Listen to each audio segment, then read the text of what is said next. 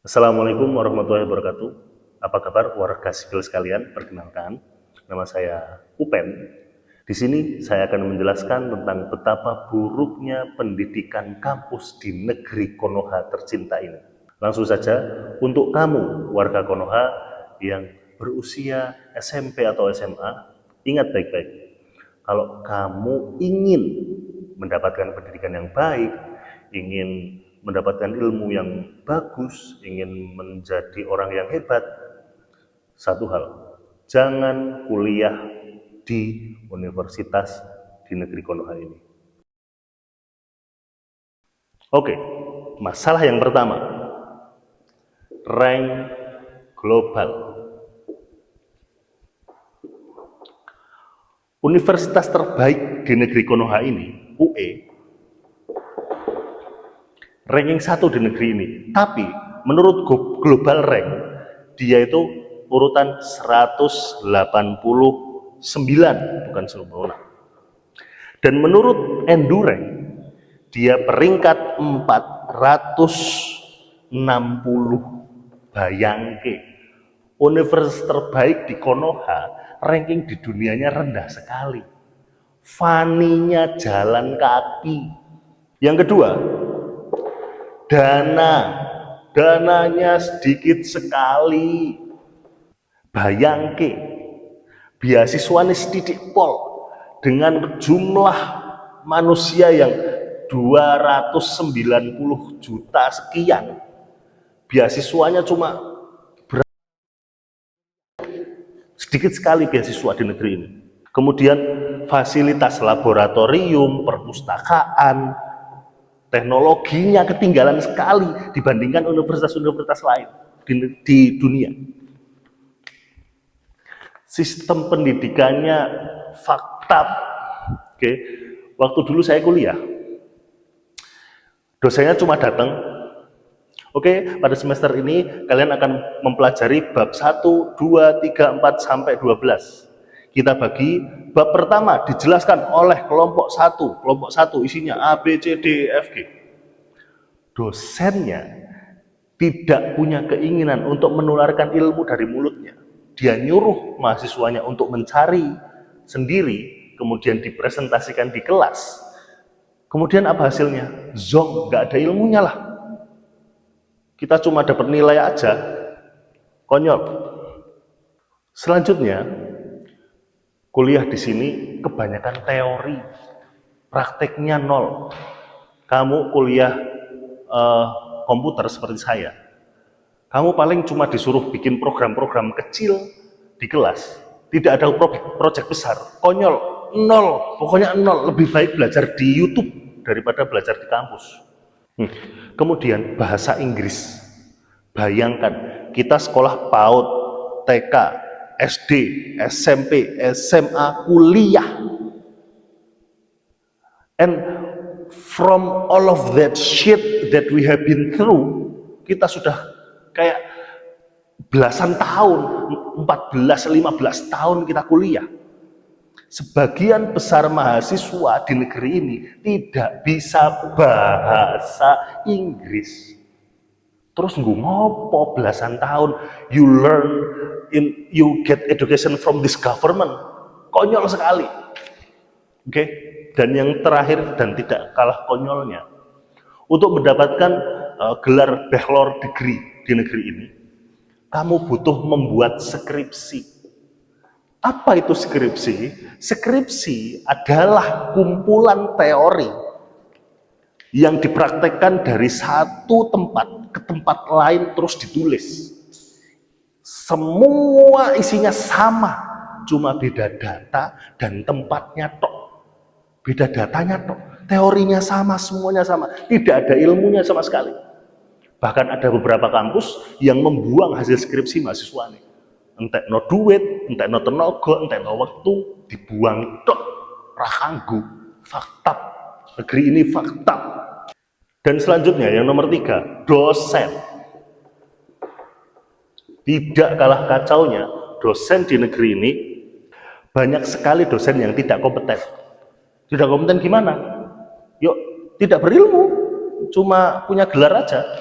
1, Kemudian teramat sangat disayangkan sekali, saya tidak menyalahkan dosen, karena memang birokrasinya kacau. Gaji dosen itu kecil sekali, Pak. Waktu saya kuliah dulu, saya baru tahu bahwa dosen saya gajinya 700.000. Kuliah bertahun-tahun, pas jadi dosen gajinya 700.000, gedeng, malah sepok. Tapi ya mau gimana lagi? Negeri ini kayak gitu. Dan selanjutnya dosen-dosen pada sibuk cari proyek lain karena gajinya kecil, itu cuma buat jadi dosen cuma buat cari nama aja, tapi gajinya kecil makanya dia cari proyek di tempat lain. Akhirnya mahasiswanya tidak terurus.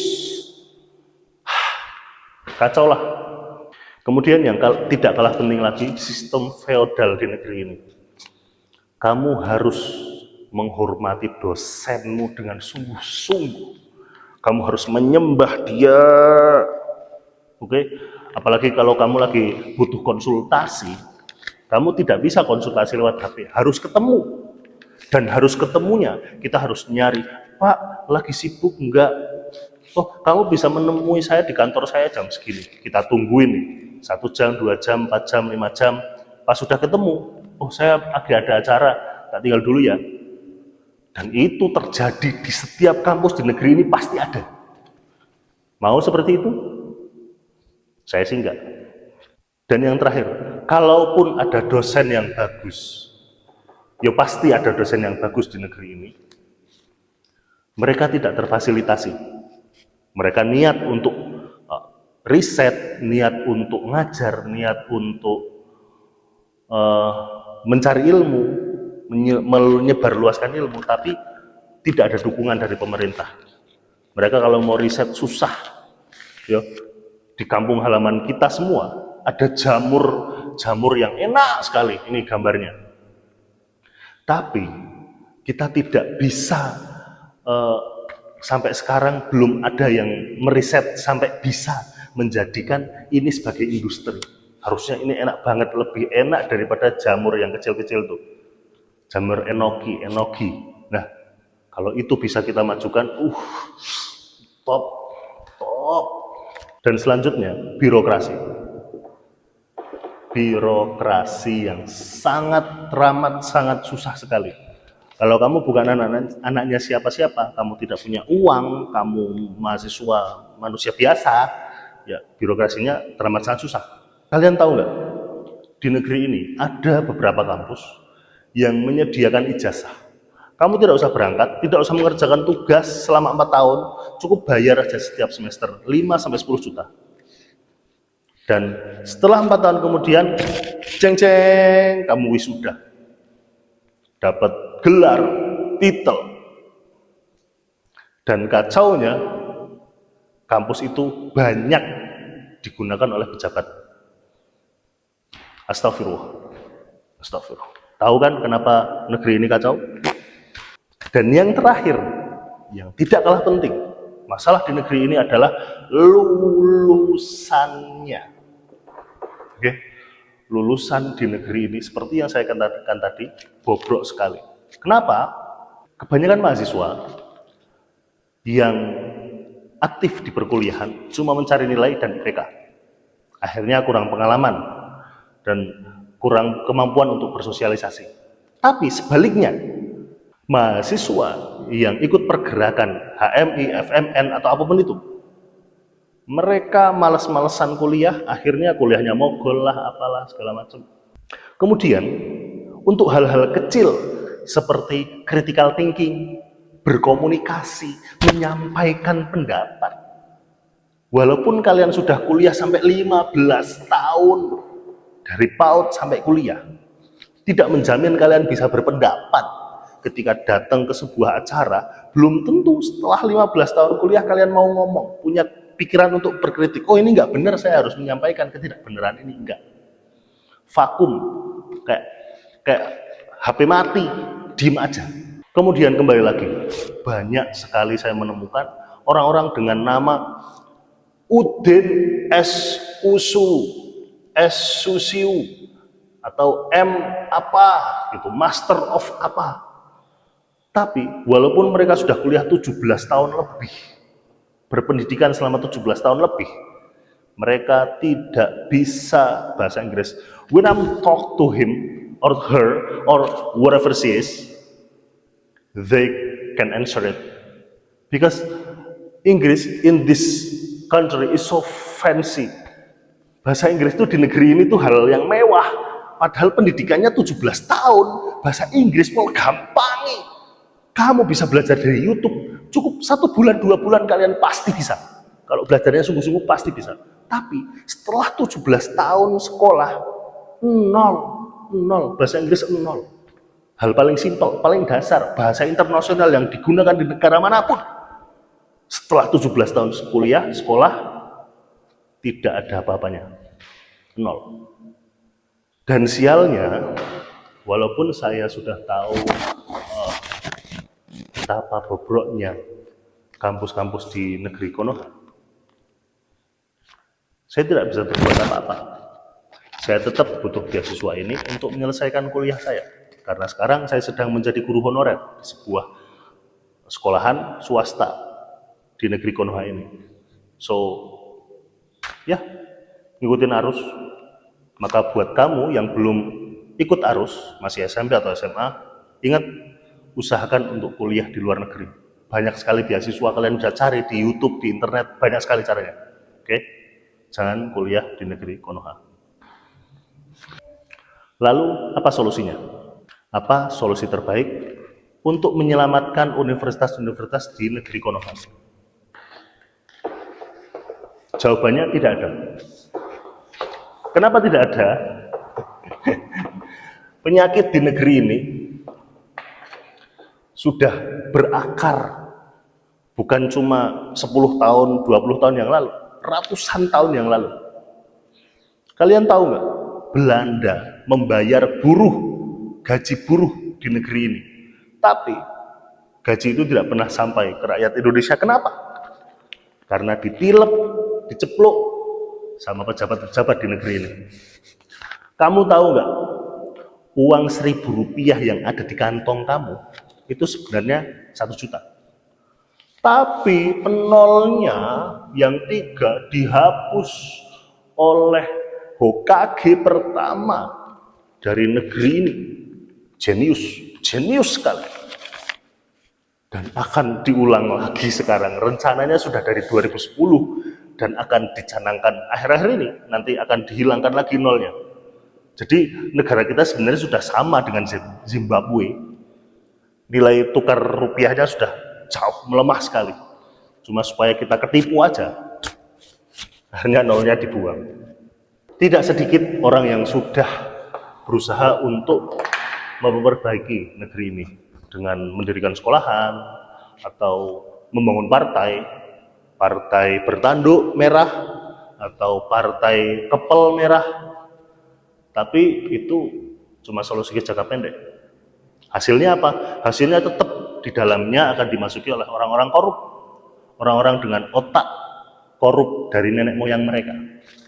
Maka solusi terbaiknya apa? Solusi jangka panjang.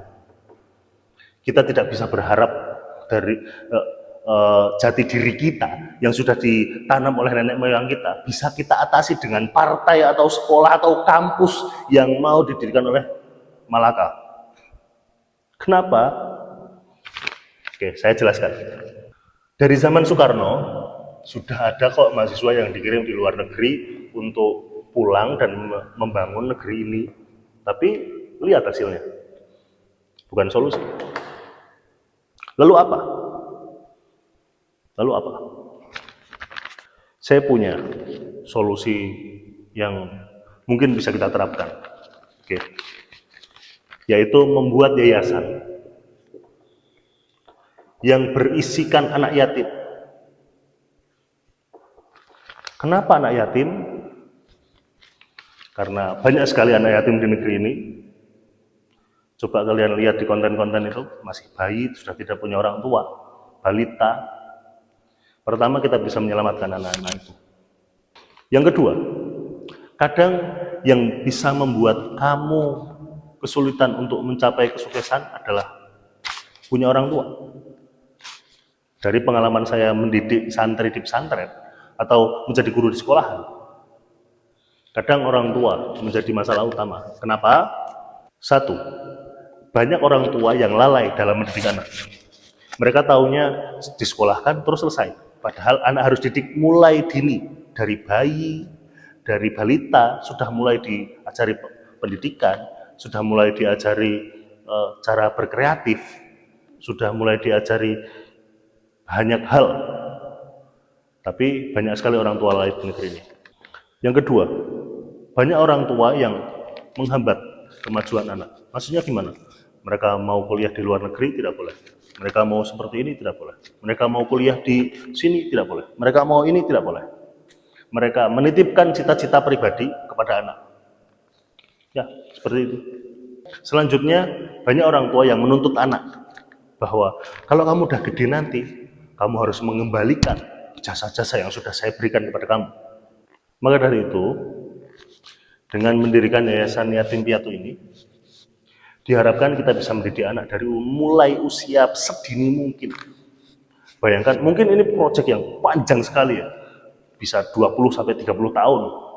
Baru kita didik dari bayi, untuk mandiri, untuk belajar cara kepemimpinan, cara membaca yang baik, cara belajar yang baik, semangat untuk belajar, semangat untuk menolong, semangat untuk membawa keperubahan. Kita didik dia dari kecil sampai SMA. Nanti kalau sudah SMA, kita kirim dia kuliah di luar negeri. Banyak beasiswa, kita bisa kirim mereka ke luar negeri untuk mendapatkan beasiswa yang luar biasa. 30 tahun kemudian mereka pulang, mereka membenahi negeri ini. Lama, iya, tapi setelah 30 tahun kemudian, tahun pertama 50 orang, tahun kedua 90 orang, tahun ketiga 100 orang. Bayangkan, 30 tahun lagi akan ada banyak mahasiswa dari luar negeri atau profesor dari luar negeri yang pulang ke Indonesia, 100 orang, 200 orang, 300 orang. Mimpi yang luar biasa panjang dan melelahkan, tapi itu lebih masuk akal daripada mendirikan kampus yang nanti mahasiswanya sudah dididik luar biasa bagus, tapi terpentok oleh kehidupan sandwich generation atau apapun itu. Untuk menutup, waktu saya SD kelas 5, saya punya cita-cita untuk jadi guru. Konyol sekali memang. Dari mulai semester 5, saya sudah mulai menjadi guru di sebuah sekolah madrasah, madrasah SDMI, kemudian di SMK, kemudian sekarang di MTS dan di SMA. Tapi ya kalian tahulah birokrasinya. Di kelas kita tidak mendidik anak, di kelas kita disuruh untuk mengikuti RPP, disuruh mengikuti kurikulum, setiap menterinya ganti, kita ganti kurikulum. Yang sebenarnya sama aja, cuma namanya aja yang dirubah. Saya berharap saya ingin menjadi guru, saya tetap mau jadi guru, tapi membawa perubahan kepada negeri ini. Mungkin dari murid-muridnya yang kecil-kecil, ya nggak tahu lah. Oke, cukup sekian. Terima kasih. Ciao.